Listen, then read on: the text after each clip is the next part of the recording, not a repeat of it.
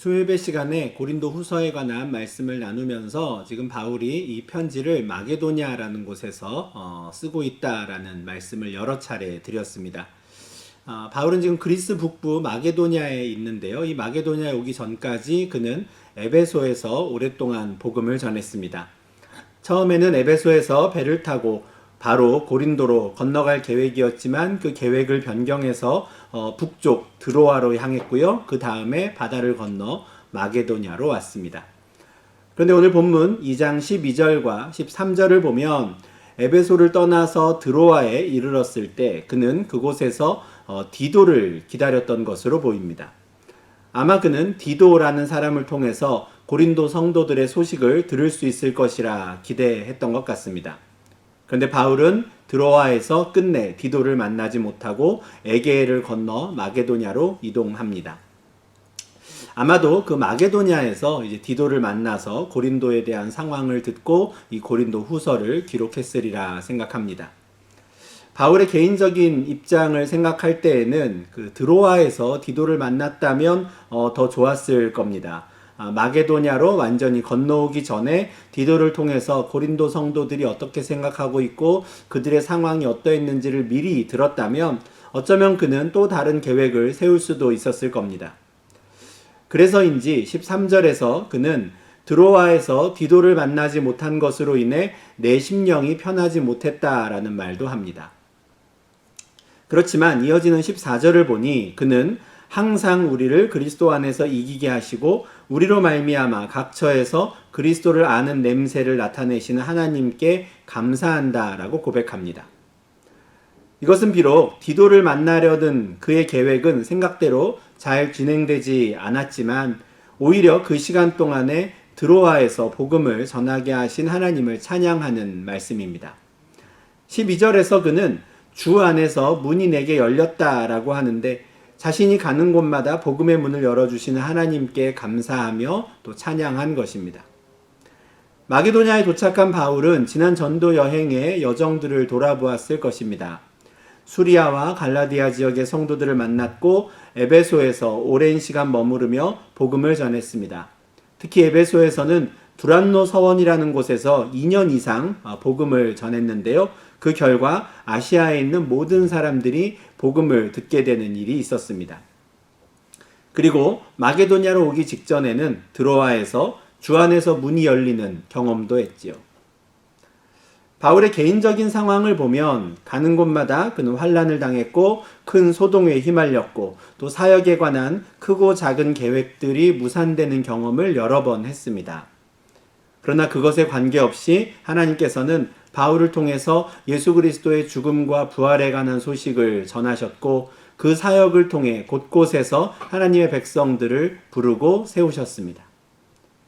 그래서 바울은 자신의 형편에 관계없이 또 자신의 계획이 얼마나 실행되었는가에 관계없이 그리스도 안에서 항상 승리하게 하시는 하나님께 감사할 수밖에 없었고 또 가는 곳마다 자신들을 통해 그리스도를 아는 냄새를 나타내시는 하나님을 찬양할 수밖에 없었습니다. 바울은 오늘 본문에서 하나님께서 그렇게 자신에게 승리를 주신 일을 냄새를 나타내는 일이라고 표현합니다. 어떻게 이 승리와 또 냄새 또는 향기가 이렇게 연결될 수 있을까 싶고 이런 또 연결이 우리에게는 참 낯설지만 당시 로마 제국의 시민들에게는 아주 익숙한 표현입니다. 왜냐하면 당시의 로마 제국의 각 도시에서 개선장군, 승리하고 전쟁터에서 돌아오는 장군과 그의 군대를 맞이할 때에는 각 거리마다 향을 피웠기 때문입니다. 로마 시민들이 승리에 대해 이야기하며 거리를 가득 메운 그 향내를 떠올리는 것은 매우 자연스러운 일이었습니다. 그래서 바울은 15절에서 자신들이 곧 그리스도의 향기다라는 말까지 합니다. 예수께서 이 군대의 개선 장군이 되시고 자신들은 그의 군대의 군사들이니 자신들이 가는 곳마다 개선 장군을 환영하는 그 향내가 피어오른다라고 묘사하는 것이죠. 그런데 바울은 자신들을 통해 그렇게 퍼져나가는 그리스도의 향기가 모든 사람들에게 기분 좋은 향이 되는 것은 아니라고 말합니다. 망하는 자들이 이 그리스도의 향기를 맡게 되면 그들은 그것을 사망에 이르는 냄새로 여긴다는 것이죠. 어떻게 같은 향기가 누군가에게는 생명에 이르는 냄새가 되고 또 다른 누군가에게는 사망에 이르는 냄새가 될 수 있을까요? 이것도 역시 그 당시 개선하는 군대를 맞이하는 그 장면을 묘사한 표현입니다.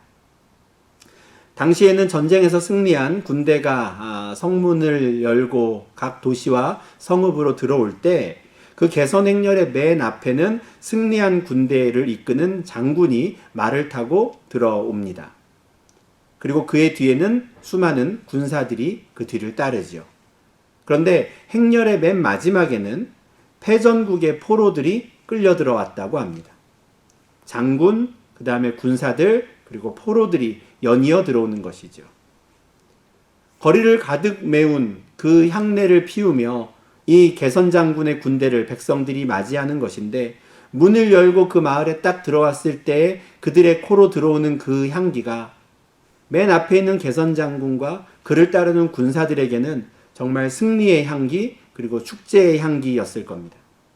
그러나 그 행렬의 뒷부분에 끌려 들어오는 포로들에게는 사망의 냄새, 죽음의 냄새가 되는 것이죠. 바울은 자신들이 뿜어내는 그리스도의 향기도 이와 같다고 생각했습니다. 그는 오랜 전도 여행을 통해 이것을 확인했지요. 어떤 사람에게는 생명에 이르는 냄새로 여겨지는 그 그리스도의 향기가 다른 사람들에게는 사망에 이르는 냄새로 받아들여지는 것입니다. 바울은 이런 경험을 여러 차례 했습니다. 한 곳에 모여있는 사람들에게 똑같은 복음을 전해도 누군가는 그 복음을 받아들여 영생에 이르고 또 다른 누군가는 그것을 완강히 거부하며 사망에 이르는 것을 보았지요. 이런 경험을 많이 하면 할수록 그는 구원에 관한 하나님의 주권과 은혜에 대한 생각을 하지 않을 수가 없었습니다. 자신의 능력으로 누구를 구원하고 누구를 사망에 이르게 할 것인가 이렇게 조절할 수 있는 게 아니다라는 걸 뼈저리게 느낀 것이죠. 그래서 16절 하반절에서 그는 누가 이 일을 감당하리요 라고 말합니다. 그리스도의 향기가 퍼져나갈 때 누군가는 그 향기를 생명에 이르는 냄새로 맡고 다른 누군가는 사망에 이르는 냄새로 맡는 것은 사람이 조절하거나 감당할 수 있는 영역의 것이 아니었던 겁니다. 그것은 하나님의 주권에 속한 일이었습니다. 그래서 바울은 비록 자신이 정하는 복음을 거부하는 자들을 만난다고 할지라도 그것을 패배라고 생각하지 않았습니다. 그리스도의 향기를 사망에 이르는 냄새로 맡는 자들에 대해서는 자신이 어떻게 할 수 있는 게 아니다라는 것, 자신이 할 수 있는 게 아무것도 없다라는 것을 알았기 때문입니다. 그래서 그는 그때에도 오히려 항상 승리하게 하시는 하나님을 찬양하고 감사했습니다. 근데 바울은 이어지는 17절에서 자신이 그렇게 항상 승리한다고 고백할 수 있었던 이유, 하나님께서 자신들에게 항상 승리를 주시는 이유에 대해서 이렇게 설명합니다. 우리는 수많은 사람들처럼 하나님의 말씀을 혼잡하게 하지 아니하고 곧 순전함으로 하나님께 받은 것 같이 하나님 앞에서와 그리스도 안에서 말하노라. 지금도 그렇지만 당시에도 이미 말씀을 혼잡하게 하는 사람들이 많았습니다. 여기서 말씀을 혼잡하게 한다는 건 물건을 팔듯이 말씀을 팔았다는 겁니다. 그것도 많은 수입을 올리려고 사람들을 속여가며 물건을 파는 사기꾼들처럼 그 말씀을 파는 것이죠. 그들은 하나님의 말씀으로 자신들이 이익을 보려고 하는 거짓 선생들이었는데 그런 사람들이 많았다는 겁니다. 바울도 수많은 사람들이라고 말할 정도로 그런 사람들이 많았습니다. 그러나 바울은 그들과 달랐습니다. 그는 순전함으로 말씀을 전했지요. 하나님께 받은 것 그대로 그리스도 안에서 받은 계시의 말씀을 있는 그대로 전했습니다. 싸구려 물건을 비싸게 팔아보려고 마음먹은 어느 사기꾼들처럼 그렇게 복음을 전하지 않은 것입니다. 그는 그 어떤 것과도 비교할 수 없는 가장 귀한 보물을 있는 그대로 선포하고 전하려고 애썼습니다. 그 가치를 알아보지 못하고 그 복음을 거부하는 자들이 있더라도 그들에게 애걸복걸하지 않았습니다. 그들이 그것을 받아들일 수 있도록 그럴듯하게 가공하지 않은 겁니다. 모든 사람들에게 좀 더 매력적으로 이 복음이 여겨지고 받아들여지도록 복음을 이리저리 깎거나 또는 덧붙이지 않았습니다. 바울은 복음을 혼잡하게 하지 않고 순전하게 전하는 것이 곧 그리스도 안에서 항상 승리할 수 있는 유일한 방법, 유일한 비결이라고 믿었습니다. 그런데 문제는 오히려 말씀을 혼잡하게 하는 사람들이 바울을 비방했다는 겁니다. 저렇게 하면 안 된다고 바울을 깎아내린 것이죠. 그들은 바울이 오히려 뭘 모르는 사람이라고, 사도로서의 자격이 없는 사람이라고 모함하고 비방했습니다. 바울은 고린도의 성도들이 그런 거짓 선생들의 말에 휘둘리지 않기를 바랬지요. 3장 1절을 보시면 그는 고린도 성도들에게 내가 누구인지, 자신이 어떤 사람인지를 그들에게 알려주기 위해서 누군가의 추천서가 필요하냐고 묻습니다. 바울이란 사람이 믿을 만한 사람인지 아닌지를 확인시켜줄 다른 예를 들어 베드로라든가 그 유명한 사도들의 편지가 필요하냐라고 물은 겁니다. 물론 바울이 이렇게 그들에게 물은 것이 실제로 그런 편지가 필요하면 써주겠다라는 의미로 물은 것은 아니었습니다. 바울은 자신을 추천해주고 자신의 사도성을 입증해줄 누군가의 편지가 필요하다고 생각하지 않았습니다. 그는 오히려 고린도 성도들 자체가 곧 바울이 누구이며 바울이 어떤 사람인지를 보여주는 편지라고 생각했습니다. 고린도의 성도들은 바울이 누구인지를 소개해주는 편지일 뿐 아니라 그리스도를 나타내는 그리스도의 편지 자체였습니다. 그들은 그래야만 했습니다. 바울 자신이 그리스도의 향기인 것처럼 고린도 성도들도 그리스도의 편지였던 것입니다. 그런데 그들에게 오직 살아계신 하나님의 영으로 그리스도의 편지를 새겨 넣은 사람, 그리스도의 편지를 쓴 사람이 바로 바울이었습니다. 그러므로 바울을 비방하는 사람이 있다면, 바울의 사도성을 의심하고 바울을 깎아내리는 사람들이 있다면 오히려 고린도 성도들이 바울의 편에 서서 그를 변호해 줘야 합니다. 바울이 누구인지 알고 싶다면 우리를 보라고 그렇게 말해야 하는 것이죠. 바울은 고린도 성도들이 자신을 증명해 주는 편지일 뿐 아니라 그리스도의 편지 그 자체임을 확신하고 있었습니다. 그러니 내가 굳이 다른 사람의 추천서를 너에게 보낼 필요 없지, 이렇게 말하는 것입니다. 물론 이 같은 확신은 자기 사역에 대한 어떤 만족감에서 비롯된 것은 아닙니다. 내가 워낙 사역을 잘해서 저들의 마음에 확실히 그리스도의 편지를 새겨 넣었으니 저들이 나를 의심하진 않을 거야, 이렇게 생각한 건 아닙니다. 어쩌면 사역 자체로만 보면 바울 입장에서는 오히려 만족하지 못했을 수도 있습니다. 사도행전만 보더라도 바울이 원하던 대로, 바울이 계획했던 대로 그렇게 사역이 착착 진행된 적이 그리 많지 않기 때문입니다. 조금 전에 마게도니아로 오기 전에도 드로아에서 디도를 만나려고 했던 그의 계획이 실패했었습니다. 그러니 그 사역 자체로만 보면 만족스럽냐라는 질문에 바울은 만족스럽게 사역하지는 못했다라고 말할지도 모릅니다. 그럼에도 불구하고 그가 고린도 성도들에 대한 확신을 가질 수 있었던 것은 그에게 하나님으로부터 나는 만족이 있었기 때문입니다. 어떤 일꾼이 자신의 성과를 보고 스스로 뿌듯해하고 만족하는 것은 사실 의미 없는 일입니다. 물론 최선을 다했다, 좀 아쉽다 이런 말은 할 수 있겠지만 내가 한 일에 만족한다, 만족하지 않는다, 이것은 사실 일꾼이 할 수 있는 말은 아닙니다. 그런 말은 그 일꾼을 고용한 주인이 하는 말이죠. 내가 너를 일꾼으로 고용하니 만족스럽다, 만족하지 못한다, 이렇게 말할 수 있는 것입니다.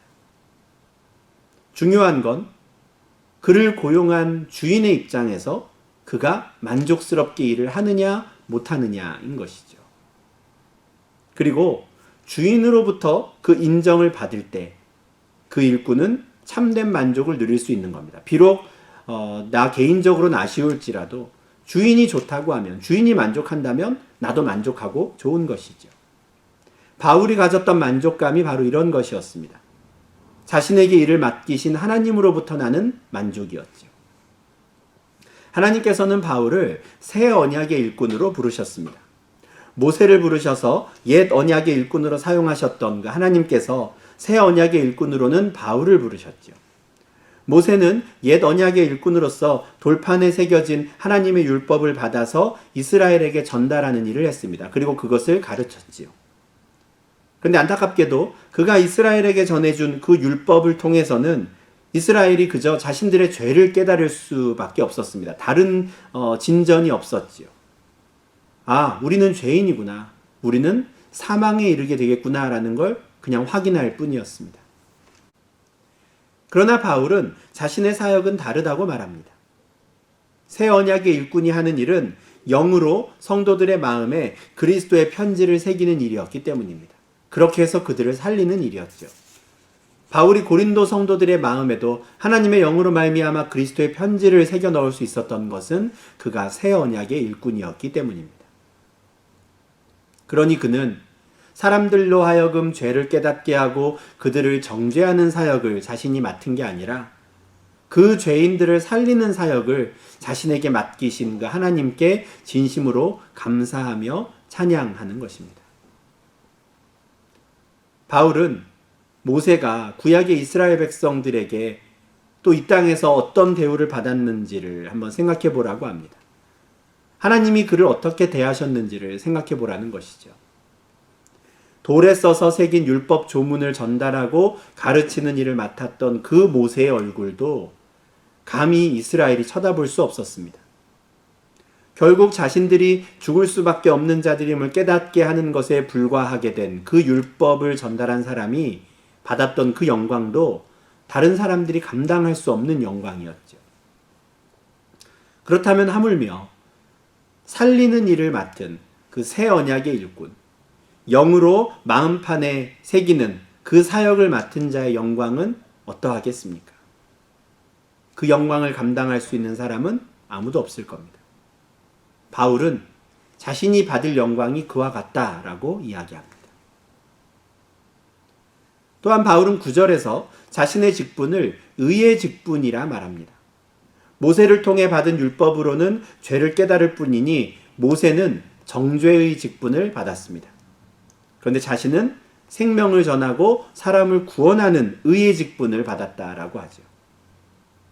비록 바울이 모세의 직분을 정죄의 직분이라 하지만 분명 모세도 여호와의 종이라 불리는 영광을 얻었습니다.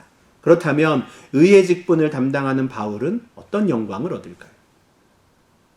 물론 모세와 경쟁을 하면서 내가 모세보다 더 큰 영광을 차지해야겠다 이런 생각으로 바울이 일했던 것은 아니지만 바울은 의의 직분을 받은 자신도 모세 못지않은 영광을 얻게 될 것을 확신하고 있습니다.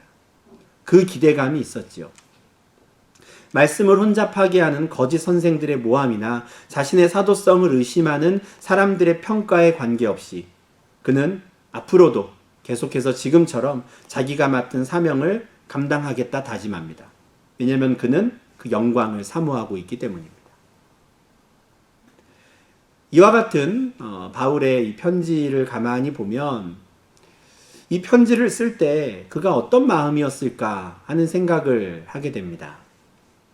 고린도보다 마게도냐를 먼저 방문하게 된 이유에 대해 구구절절히 해명한 후에는 오늘 본문과 같이 자신의 사도성에 대해서 비난하고 비방하는 사람들, 또 그런 소리를 듣는 사람들에게 변명 아닌 변명을 하는 것을 보니 그의 마음이 참 씁쓸했겠다라는 생각이 듭니다.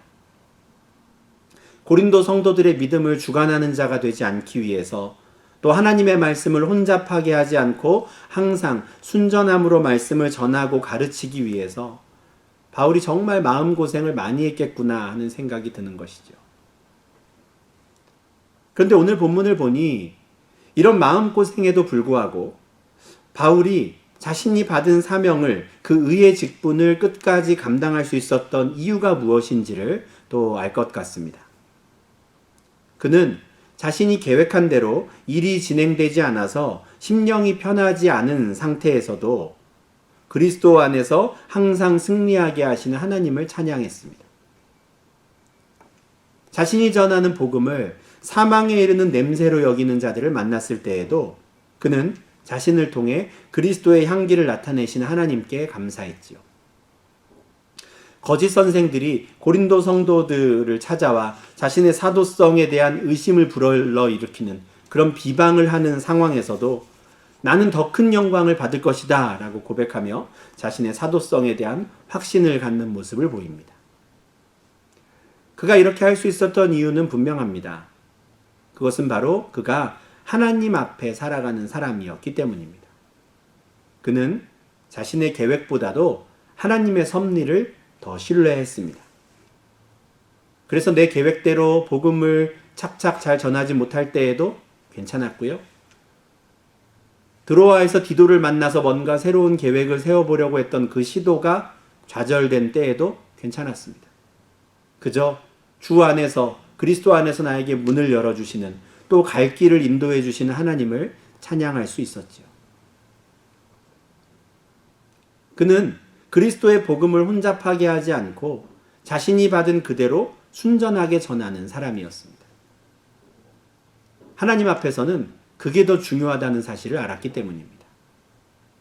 비록 자신들에 대한 사람들의 평가가 박하더라도 하나님께서 주실 영광을 기대하는 사람이었습니다.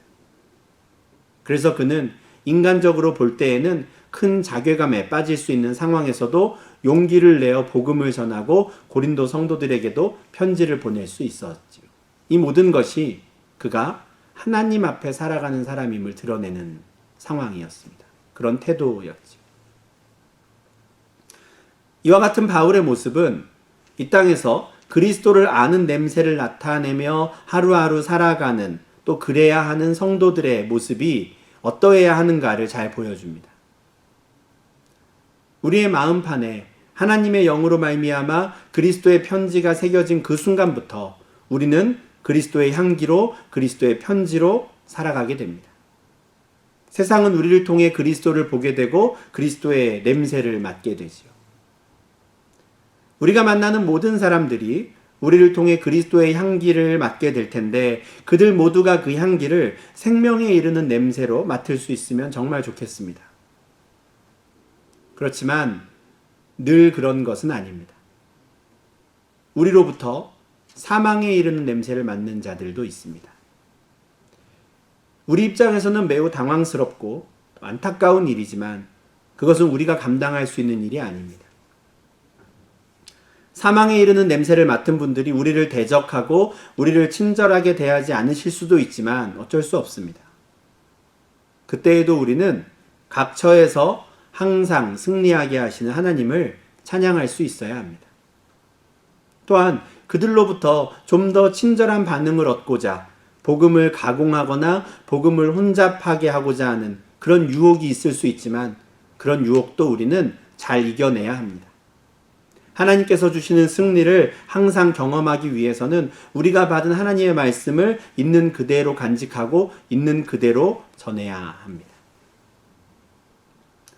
하나님께서 바울을 그렇게 사용하셨던 것처럼 우리도 그리스도의 향기로 그리스도의 편지로 쓰임받을 수 있기를 간절히 소망합니다. 그렇게 쓰임받는 우리의 삶이 사람들이 보기에는 어떤 모습일지라도 우리는 하나님으로부터 나는 만족감이 충만한 복된 삶을 살 수 있기를 바랍니다.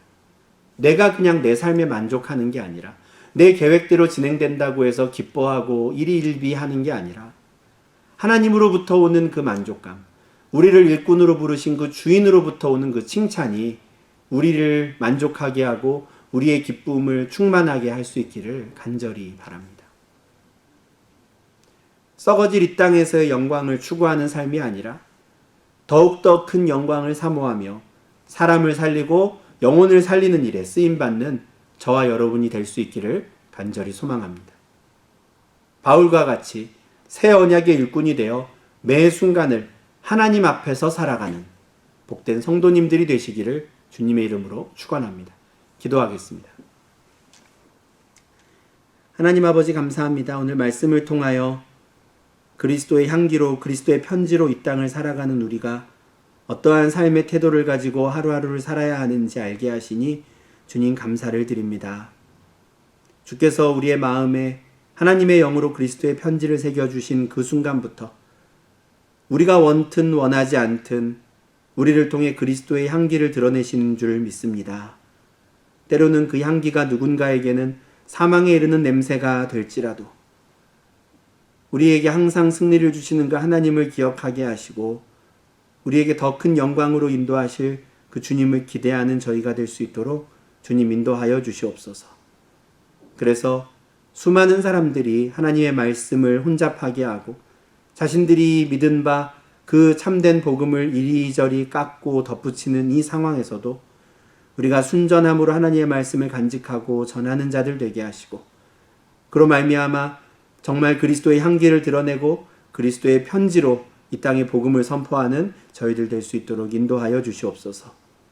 그래서 이 땅에서는 비록 우리의 뜻대로 살지 못한다 하고 또 비록 이 세상에서는 우리의 계획이 번번이 고꾸라지는 것처럼 보일지라도 주 안에서 항상 문을 여시며 우리의 발걸음을 인도하셔서 큰 영광 가운데로 우리를 이끄실 주님을 바라보고 소망 가운데 살아가는 저희가 되게 하여 주시옵소서.